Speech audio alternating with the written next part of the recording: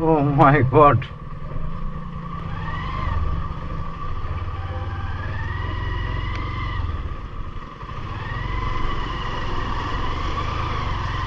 ও রাস্তা না কিছু,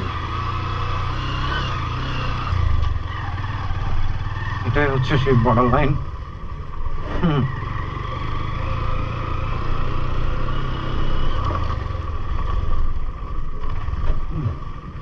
জানি না রাত্রেবেলা কতটুকু দেখা যাচ্ছে।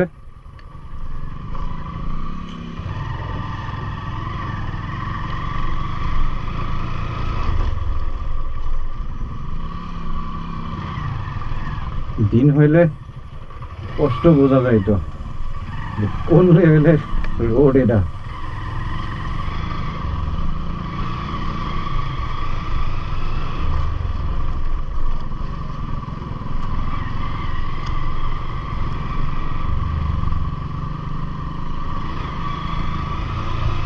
আমরা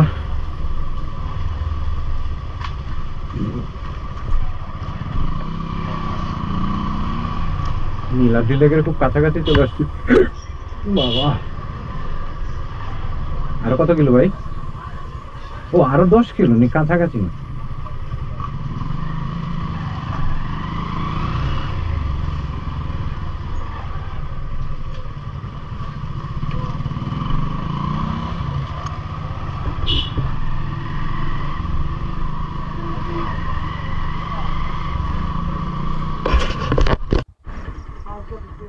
বন্ধুরা, আমি অবশেষে অনেক কষ্টে এই মেঘালয়ের পাহাড়ের লাইট দেখতেছি।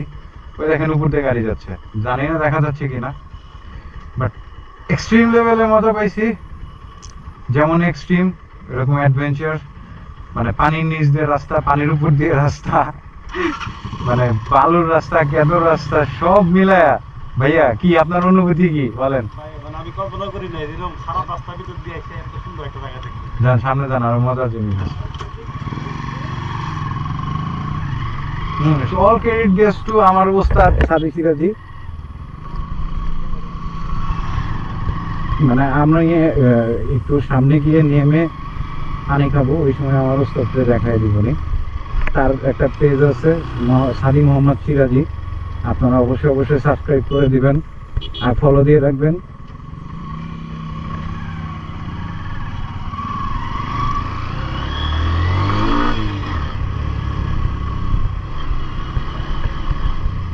মানে আপনারা জানি না আপনারা কতটুকু বুঝতে পারতেছেন, বাট আমরা এই জাস্ট এইটুকু, মানে এইটুকু দেখলেই বুঝতে পারতেছেন যে আসলে কি টাইপের রাস্তা দিয়ে আমরা এসেছি।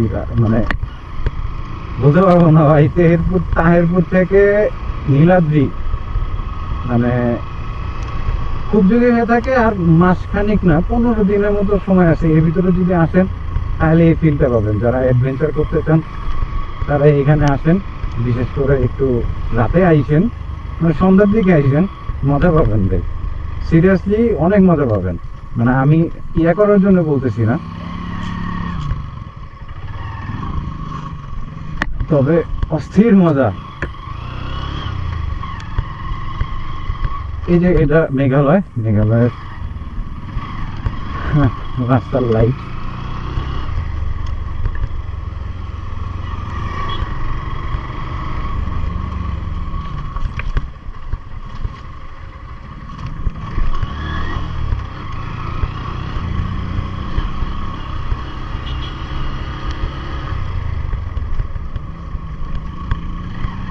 কই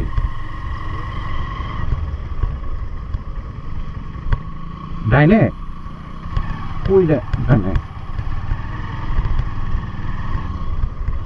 পাইছি।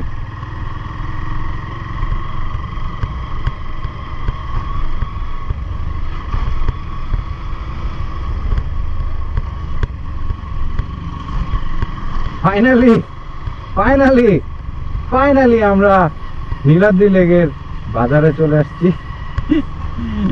এটা আমাদের জন্য অনেক বড় একটা চ্যালেঞ্জ ছিল। ও মাই গড, মানে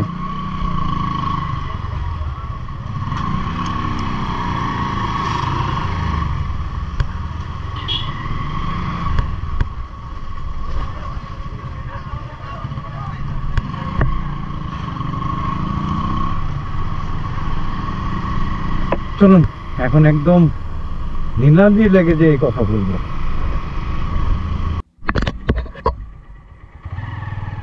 দেখেন কি অবস্থা।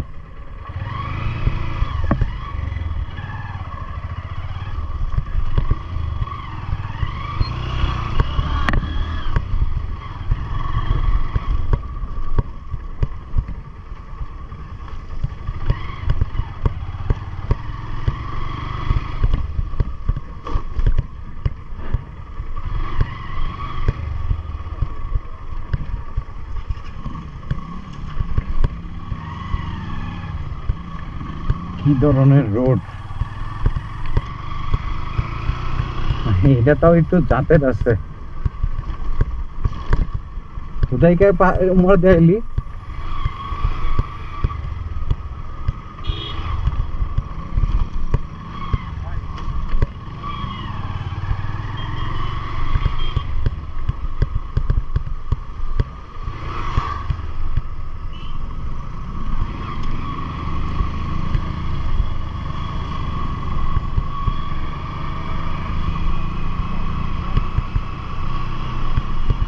ওই হুন্ডা লাগ ধর জিগা।